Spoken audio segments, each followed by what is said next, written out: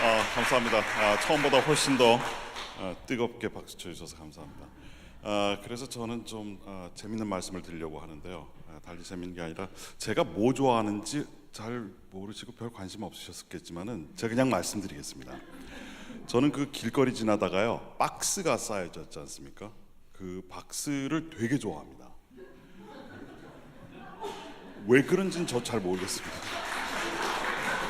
아니, 그러니까 박수 말고 박스요. 박수 아니에요. 박스. 그 어쩌다가 이제 뭐 이렇게 선물을 받잖아요. 선물을 받으면 그 선물 안에 있는 내용물보다도 튼튼한 박스에 들어가 있으면 거기에 제가 환장을 합니다. 집에 가면은 웬만큼 쓸만한 박스는 하나도 안 버립니다. 그걸 당장 쓰지는 않더라도 그걸 뒀다가 어딘가에서 쓸 것이 반드시 있을 거라고. 그러나 그렇게 해서 쌓인 게 수년간 쌓인 박스가 있고요. 저는 그것을 어느 날 이제 꺼내가지고 하나씩 둘씩 먼지를 다 닦습니다. 길거리에 지나다가 공사장이나 뭐 아니면 이삿짐 쌓아놓는 데서 그 박스 있지 않습니까? 그런 거 보면 넋을 빼고 봅니다. 왜 그런 걸까요? 제가 미친 걸까요? 드보르작도 설명할 수 없는 취미가 있는데 뭐냐면 이 사람은요, 새로운 기계를 좋아했습니다. 그래서 왜 우리도 새 기계만 나오면 눈이 뿅뿅해져 가지고 무조건 가져야만 속이 시원한 사람 있지 않습니까? 아마 드보르작도 그 과였었던 것 같습니다. 그런데 그 당시에는 아이패드도 없고 아이폰도 없고 아무런 기계도 없는데 무슨 기계를 좋아했느냐 하면은 당시 드보르작이 살고 있었던 때 가장 최첨단 기계라고 한 것은 기차입니다.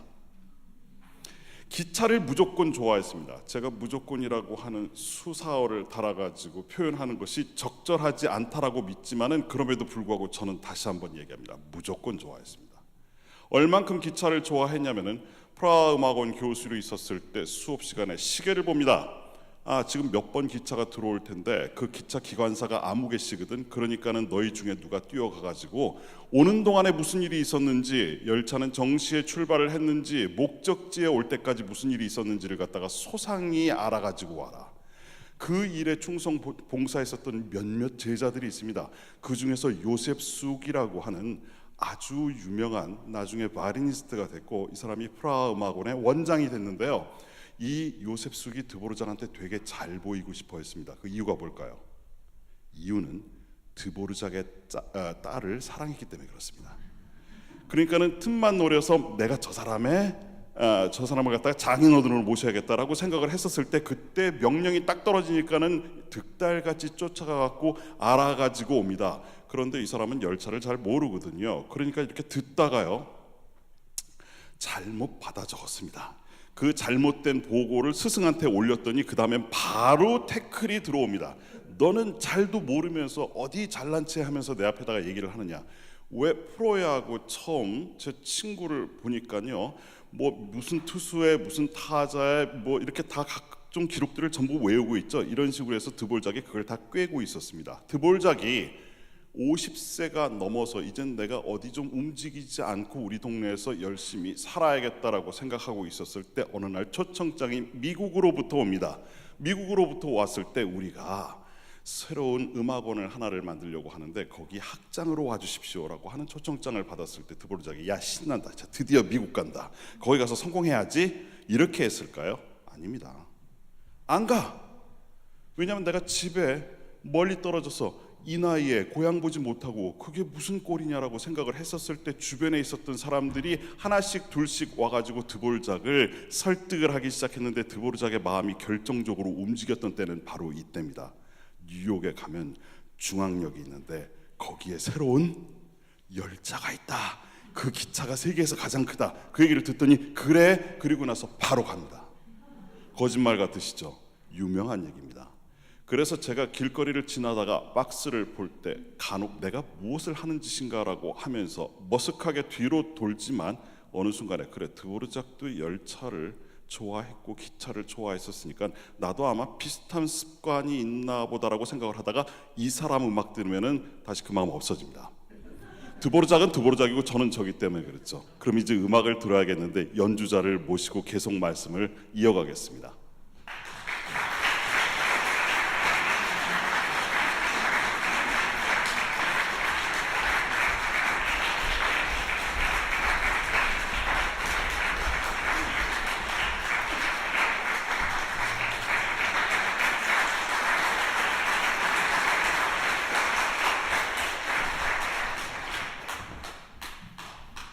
드보르작이 미국의 타이틀이 붙어 있는 작품으로 괄목할 만한 작품이 두 개가 있습니다.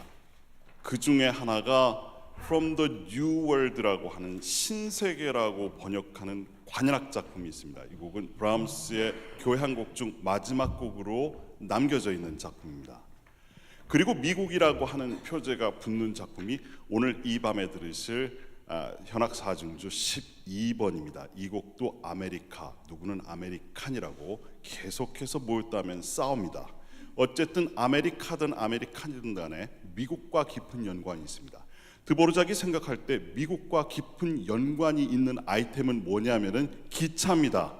그래서 그 기차를 이 두 개의 교향곡에서 모두 다 밀어넣습니다. 어디다 밀어넣냐면 일단 가장 유명한 것이요, 신세계 교향곡의 마지막에 보시면, 잠깐 도와주시겠어요, 쌤? 마지막에 그 멜로디가 나오죠. 이거요.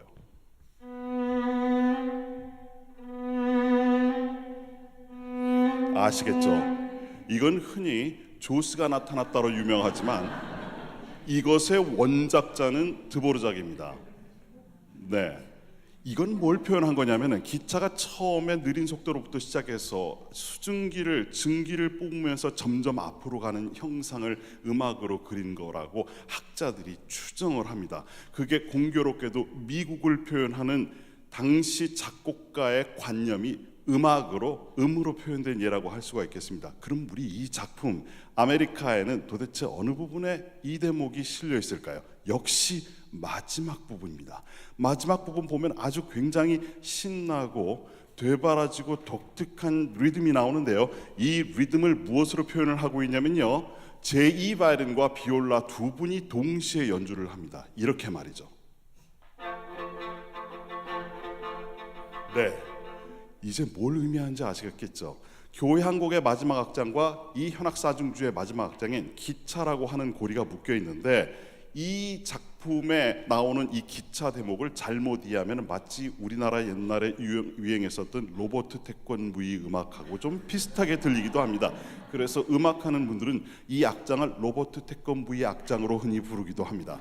어쨌든 그래서 아메리카라고 하는 것을 무엇을 가지고 관념화하고 음화시켰느냐라고 하는 그 예를 재미있게 들어볼 수 있습니다. 제가 나오자마자 득달같이 박스 얘기에 기차 말씀을 드린 이유가 있습니다. 자, 이제 조금 더 심각한 얘기로 가려고 하는데요, 방금 들으셨던 것은 제4악장 마지막 악장의 첫 대목이지만 이제 1악장을 조금 말씀드리려고 하는데 정말 조금만 말씀드리겠습니다. 1악장 처음에 시작을 할 때 배를 타고 뉴욕항에 도착하는 드보르작의 스스로를 스케치를 합니다. 그럼 여러분, 항구에 노을이 지는데요, 물을 어떻게 음악으로 표현하면 좋을까라고 하는 것은 깊이 생각 안 해봐도 금방 나올 만한 답입니다. 그것을 작곡가가 이렇게 표현을 했습니다. 1악장의 첫 부분이요. 느껴지시죠? 물이 지금 살랑살랑 찰랑찰랑 움직이고 있지 않습니까? 그런데 혼자 살랑찰랑 찰랑찰랑 움직이면 그거는 지금 시냇물 같은 거죠. 그러니까는 제2 바이올린도 같이 돕도록 되어 있습니다. 첫 부분 한번 들어볼까요? 노을이 느껴지십니까? 이 노을을 근거로 해가지고 무엇이 등장을 하냐면은 항구에 가면 제일 처음에 들을 수 있는 것이 있습니다. 그것이 뭘까요? 뭐 여러 소리도 들리죠.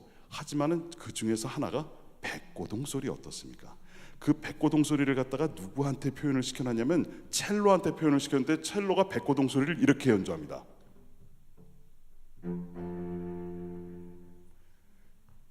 백고동 같이 안 들리세요? 선생님, 이거 제가 처음 여쭤보는 건데 처음에 스타카토 있죠?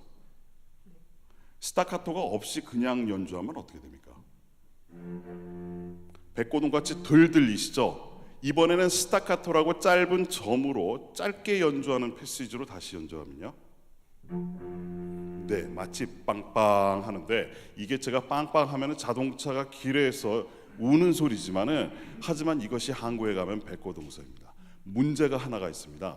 이러고 나서 바로 주선율을 연주를 해야 되는데 그 주선율은 누가 연주를 하냐면은 비올라에게 맡기도록 됐습니다.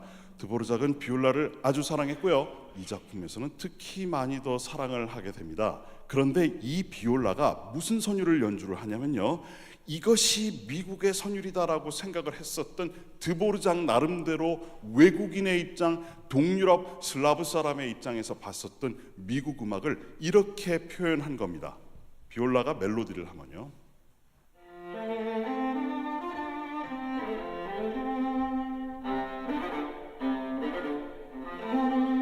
어느 대목이 인상적이세요? 저는 따라라란 따라라란 며칠 후 요단강 건너가 만나리. 노래 부르다가 쫓겨나지 않을지 모르겠습니다만 이게 우리 교회에서 부르는 노래들인데요, 이런 스타일의 노래들이 대부분 언제 만들어졌냐면은 19세기 중말 20세기 초까지 복음사가, 특히 선교사들에 의해서 불려지고 만들어진 노래입니다.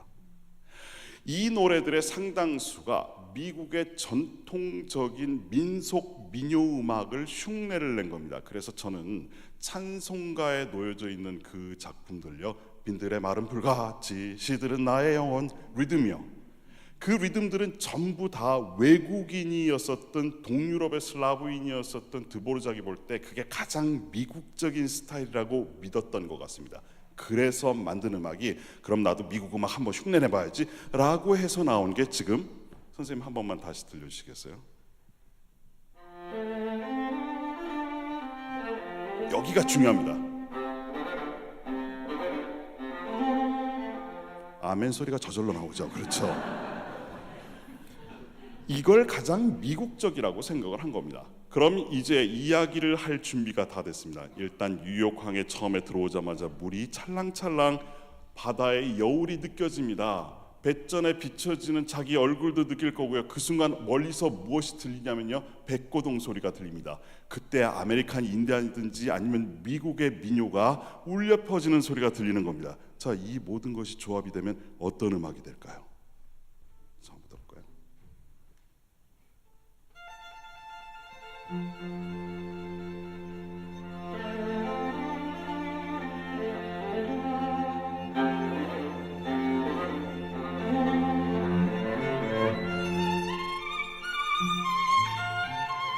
너무 듣고 싶으시죠? 다른 상황에, 다른 그림에, 다른 사건에 다른 생각 가진 것을 하나로 묶어가지고 그걸 어떻게 소리로 결과를 낼 수 있는지에 대한 좋은 이해가 원숙한 드보르작의 작품 마지막에 여기저기에 담겨져 있습니다.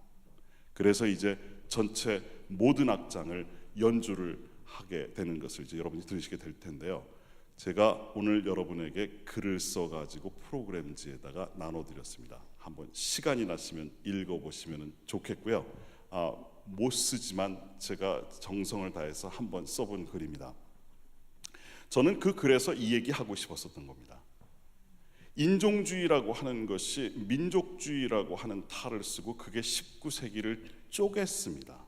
갈갈이 흩어지게 만들고 모든 사람들을 미워하게 만들었었던 정치적인 도구가 되었었던 겁니다. 단 음악가들만큼은 국민주의라고 하는 것으로서 순화시킨 생각으로 음악은 스스로 경쟁하지 아니하고 결국 사람이 음악으로 경쟁한다라고 하는 것. 그러나 그때 경쟁한다라고 하는 것은 누구를 억압하거나 누구를 폭력적으로 위협하는 도구로 사용한 것이 아니라 이 도구를 통해 가지고 모든 사람들이 똑같은 광장에서, 똑같은 스테디움에서, 똑같은 출발선상에서 경쟁할 수 있도록 했다라고 하는 것. 그 남을 향한 배려, 자기 자신의 입장만을 생각하지 않고 다른 사람들을 받아들이는 그 태도, 이런 것들을 음악을 통해서 구현한 것이 아닌가라고 하는 생각을 해봅니다. 저희는 오늘까지 세 번째 음악회를 했는데요, 잊을 수 없는 분, 그리고 반드시 이 말씀을 드려야겠다라고 하는 그런 생각이 들어서 오늘 제가 말씀을 이 자리에서 감히 소개를 해드리려고 합니다. 서울데이터통신이 없었으면 저희 이 음악회가 있을 수가 없었습니다. 저희의 처음부터 마지막까지 이 회사에서 세상 살기 얼마나 바쁘고 뒤로 돌아보지 않고 너 아파트와 내 아파트를 구분하는 것이 만연해서 아파트 공화국, 단지 공화국으로 불려지는 이 정말 모욕과 오욕의 사회 구조에 한탄하는데, 그럼에도 불구하고 문화가 이렇게 가야 된다라고 하는 것을 뜻으로 삼으시고 저에게 적극적으로 지원해 주시고 아울러 기도도 해주신 이승 사장님이 이 자리에 계세요. 사장님 어디 계시죠? 네, 저는 그래서 이 자리를 빌어서